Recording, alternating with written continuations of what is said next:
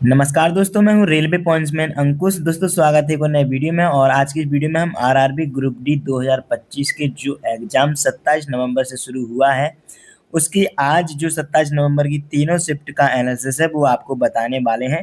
देखो, आपको कहीं पे भी भटकने की ज़रूरत नहीं है। आप सबको मैं आज का बता देता हूँ कि ओवरऑल लेवल क्या रहा है, अटेंडेंस क्या रही है, एग्जाम का पैटर्न क्या रहा है, टाइम कैसे आप मैनेज कर सकते हैं, स्टूडेंट का रिएक्शंस क्या रहा है, सेफ अटेम्प्ट कितना रहेगा, आप जिसका भी आने वाला एग्जाम्स है, जो आने वाली शिफ्टें हैं उनके लिए क्या एडवाइस है, क्या उनको करके जाना चाहिए। साथ ही ट्रेंडिंग टॉपिक्स भी आपको बताएंगी कहाँ से क्वेश्चन ज़्यादातर आ रहे हैं। तो चलिए एक एक करके हम सारी चीज़ें आपको क्लियर कर देते हैं, ज़्यादा टाइम नहीं लेंगे। तो एक एक करके हम सारी चीज़ों के बारे में आपसे बात कर रहे हैं। देखो, सबसे पहले स्टार्ट करते हैं ओवरऑल लेवल के बारे में। तो जो आपका जो ओवरऑल लेवल है इजी टू मॉडरेट रहा है। और स्पेशली अगर हम बात करें मैथ की, जो कि मैथ के 25 क्वेश्चन आए थे, और फिर रीजनिंग की करेंगे, फिर जनरल साइंस की करेंगे, और फिर करंट अफेयर की करेंगे, क्योंकि जीके इस बार पूछी नहीं गई है। तो मैथ में आप आराम से 22 प्लस स्कोर कर लोगे अगर आपने बिल्कुल बहुत ही अच्छे तरीके से सिलेबस को कंप्लीट किया होगा तो। लेकिन अगर आपने अच्छी तरीके से प्रैक्टिस भी करी होगी, सिलेबस भी कंप्लीट किया होगा, और अगर सारे पीवाईक्यू ग्रुप डी के 2022 वाले लगाए होंगे, तो आप 25 में से 25 अटेम्प्ट करोगे। रीजनिंग में आपका 27 स्कोर रहने वाला है अगर आपने अच्छे से तैयारी करी होगी। जो भी कैंडिडेट अच्छे से तैयारी करके गया होगा तो 27 आराम से वो कर सकता है।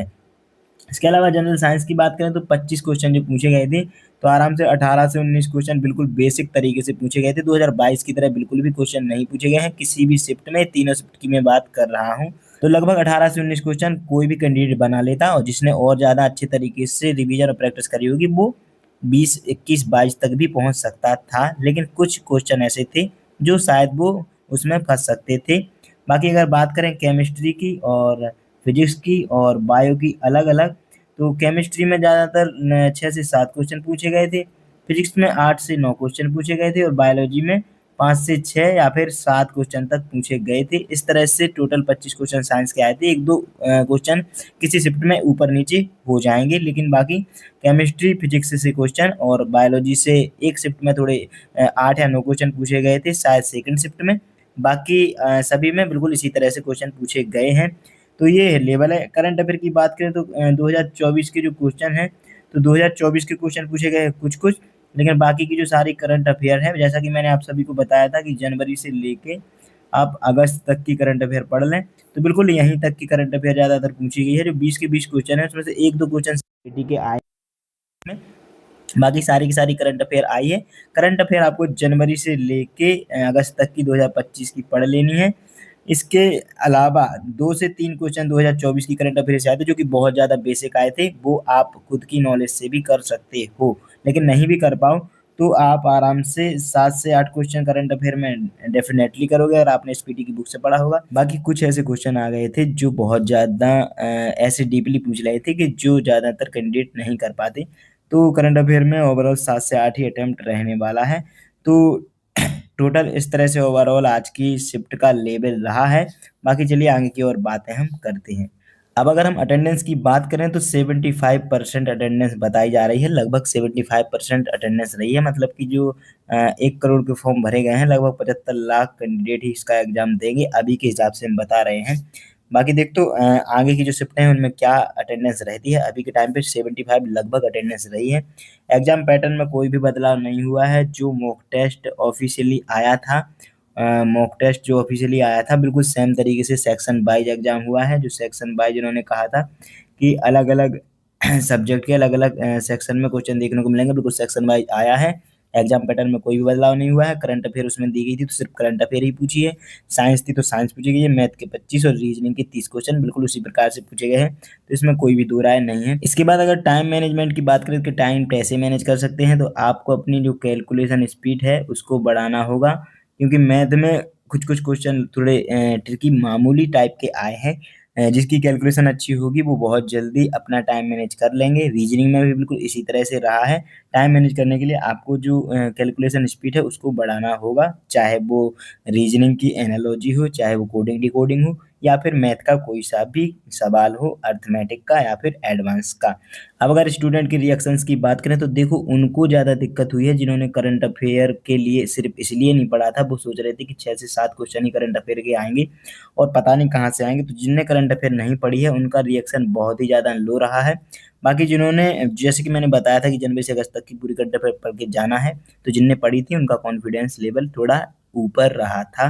बाकी इनका जो अटेम्प्ट है वो भी अच्छा खासा रहा था, जो करंट अफेयर अच्छी तरीके से पढ़ के गए थे।